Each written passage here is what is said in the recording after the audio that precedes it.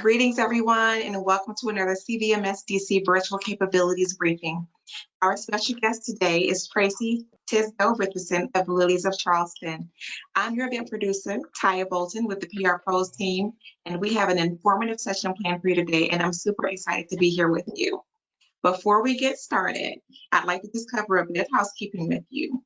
All of our participants are in mute-only mode, and you can submit questions though throughout the presentation in your dashboard over on the right-hand side through the questions panel. We will be getting started officially in just a moment here. Our session is going to be recorded, and you will have that available post-event to share with your colleagues and to look at as you so desire. And that recording will be available through the CVMSDC website at cvmsdc.org/webinars.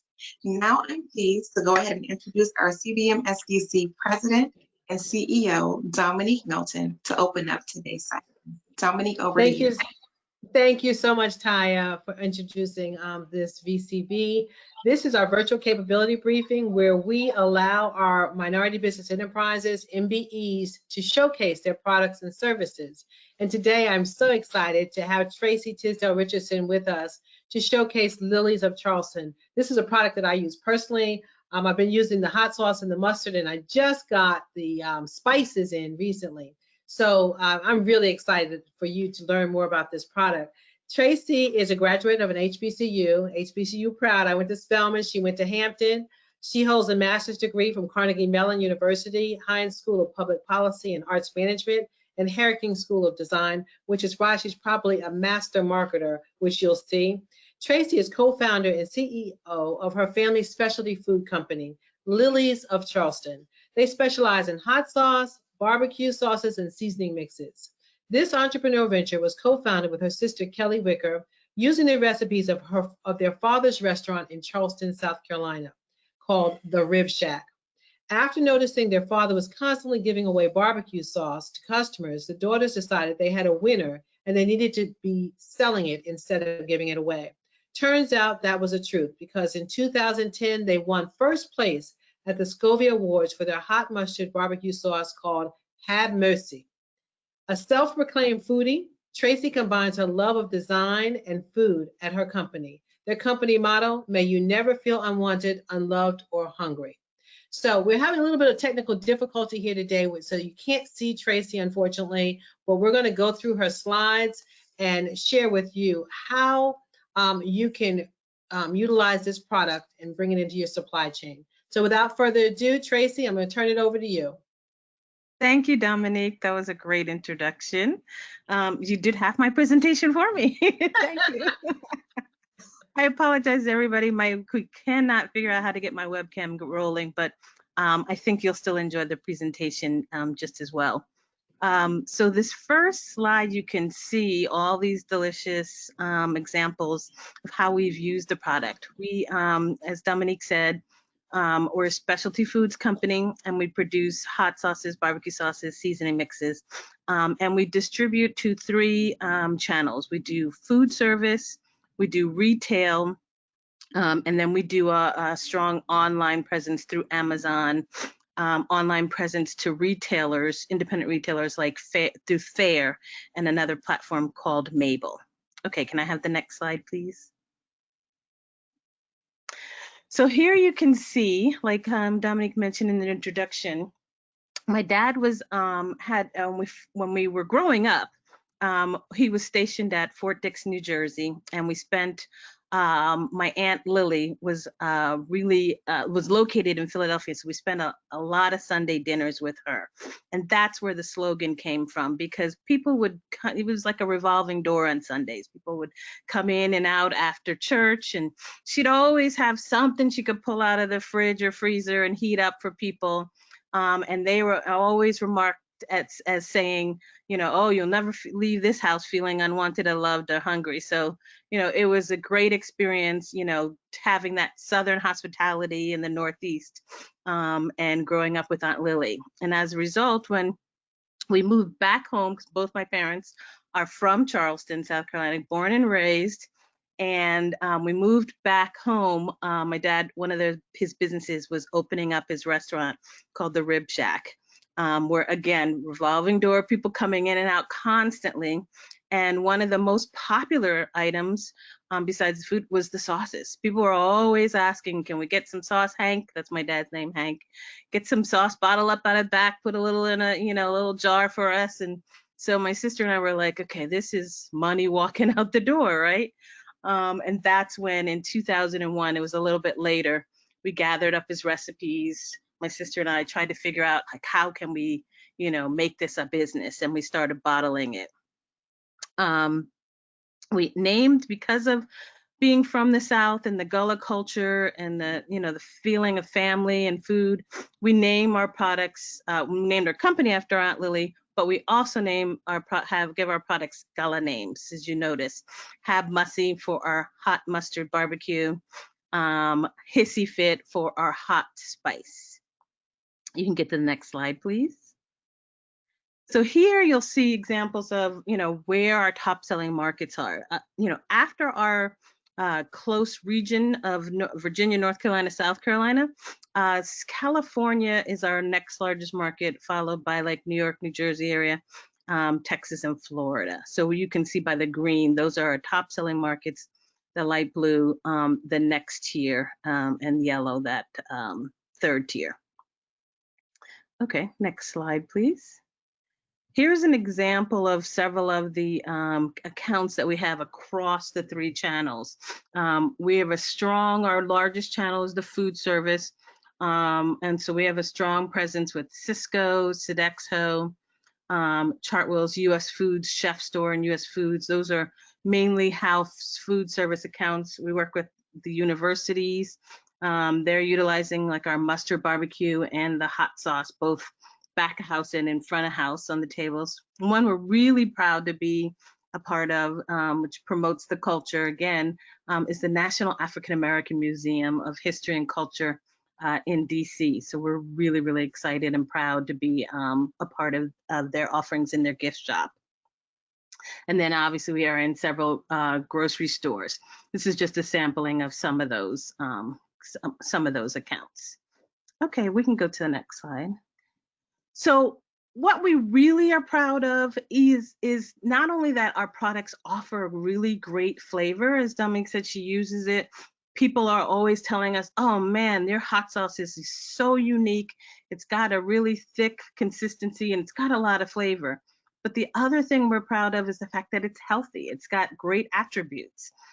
It's our hot sauce in particular, unique flavor, low in sodium, 40 milligrams. Most of our leading competitors are at 100 milligrams or above. So, I mean, that's got really, really healthy attributes. It's all natural, non-GMO. And this example, you can see that by the pictures, what our hot sauce retail looks like, and then the food service. We're going to be introducing those little portion control packets like you get at fast food soon. So that's what that little picture is. You can go to the next one, please. And then for our barbecue sauces, also lower in sodium than our next largest competitor, natural, non-GMO, and again, versatile. We can go to the next one. So here's where we really get to the nitty-gritty. It's like versatile because, people use it for, for the traditional uses, like for grilling, for your ribs and for your hamburgers and your hot dogs. But we always tell people it's a great ingredient. So when you're making your coleslaw, your potato salad, your chili, these are products that, because they're healthy, because they're low in sodium, it adds flavor to your chili, where you can use this as instead of a salt substitute. So it's really a dual ingredient as well as a condiment. Okay, we can go to the next one. Yep, next slide. Oh, there we go. Okay.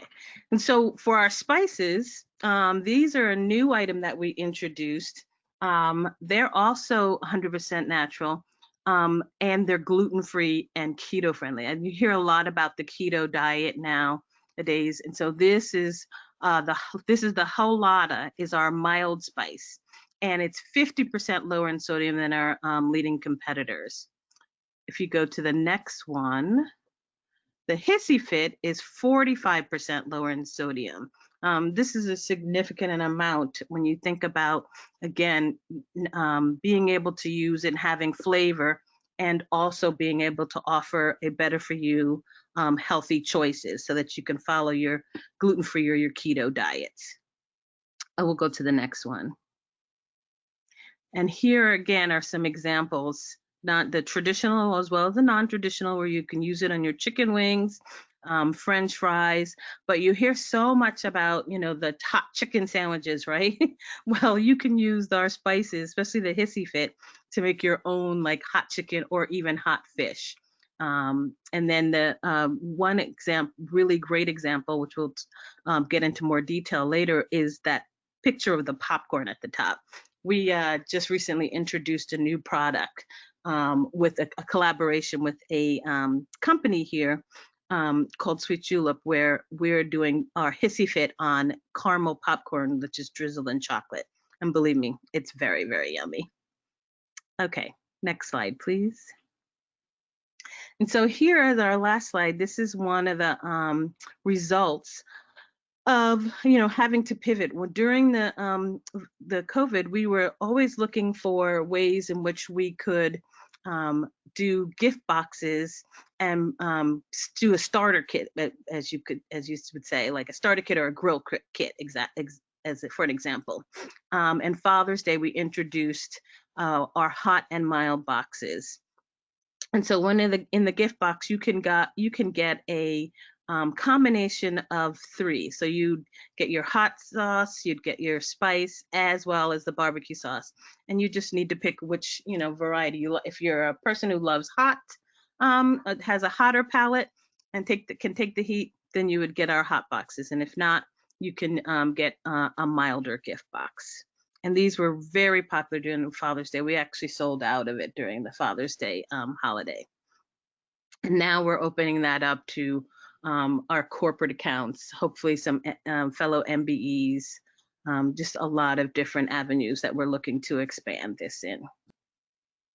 And that's it.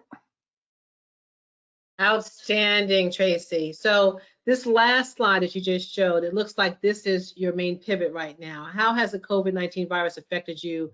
And talk about a little bit more about the pivot, what you've done to make that pivot. Yeah, it affected us tremendously because, as I mentioned in the presentation, our food service was our largest revenue channel, followed by the online sales and grocery retail. Luckily for us, the last 2 channels picked up tremendously, especially when people not wanting to go to the grocery stores, they were buying everything online. That was one of our first things that we had to increase in our focus. And then what we did was we, introduced these boxes because we knew, to gain new customers, it would be great to give them like the opportunity to get all 3 and be able to do something at home. Because when you cook at home, you use a spice, you use a barbecue, or use a spice and use a hot sauce. So this was an opportunity for us to introduce our whole product line in one fell swoop. Well, I always say you're a master marketer. And when you dropped off this box to me, I was like, this is just fabulous packaging. We can use this for gifts for Christmas. Corporations can use it for events. It's just, it's a novel idea. So kudos to you for that. Do you see this as a long-term solution, Tracy?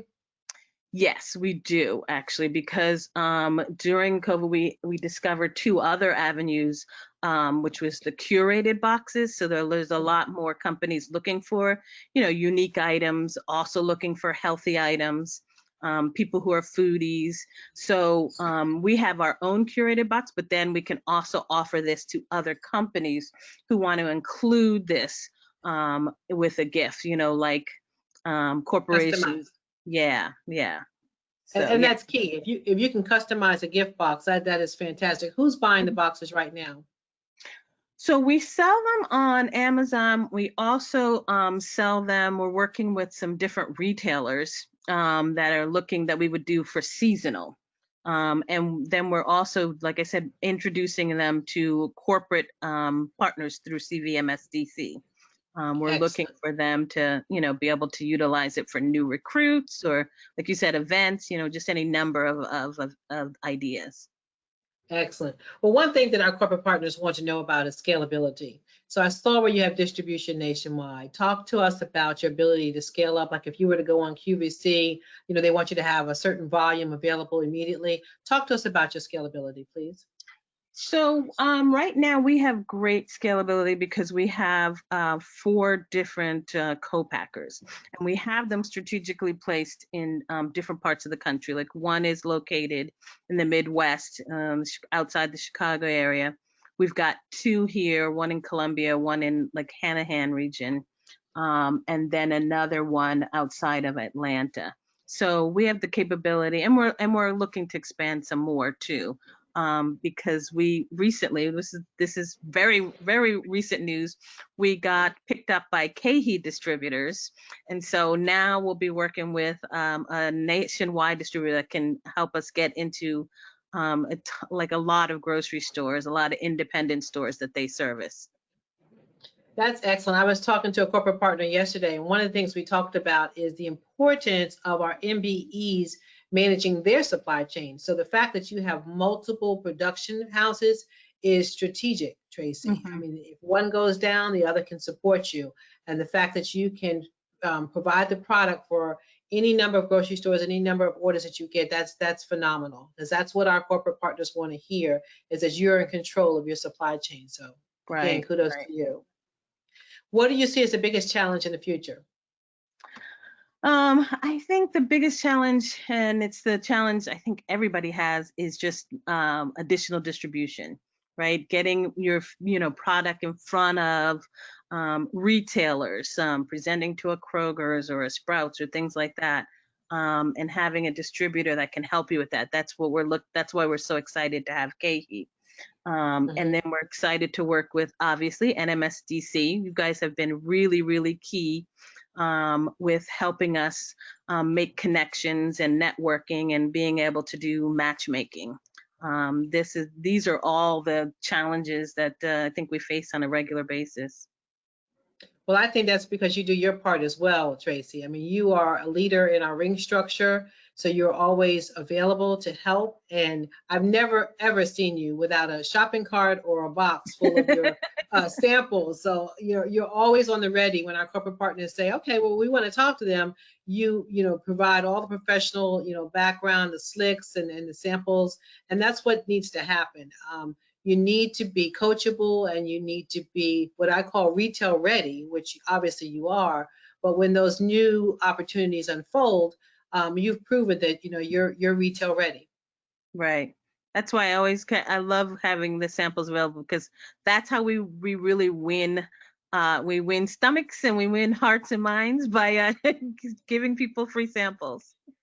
Yes, you do. So talk to us. So, you've talked in the first part, to our corporate audience and how they can engage with you. I was really pleased when I walked into US Foods and saw the gallon size on the shelf, because that gives you diversity of supply chain. So that's good. But what was your biggest challenge when you got started for those MBEs on the line who are trying to figure out how they grow to the distribution that you have?